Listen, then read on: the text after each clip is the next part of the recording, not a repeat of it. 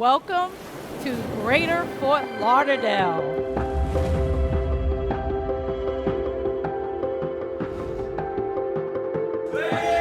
Good morning, VeeamON. How are we doing? This is the 10th VeeamON for us. That's a big milestone. And Veeam's purpose is to power data resilience for you, keeping every business and the world always running.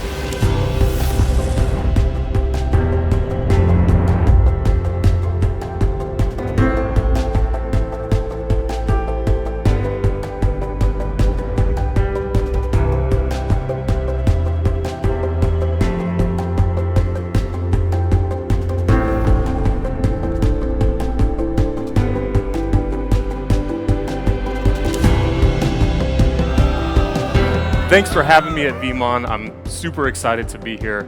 It's really ensuring that they can stand in the face of any type of cyber event and be resilient. What a day one. We've got Lab Wars going. We've got the Solutions Expo. So get out there, participate, see our solutions in action. It's going to be an exciting day two for everybody.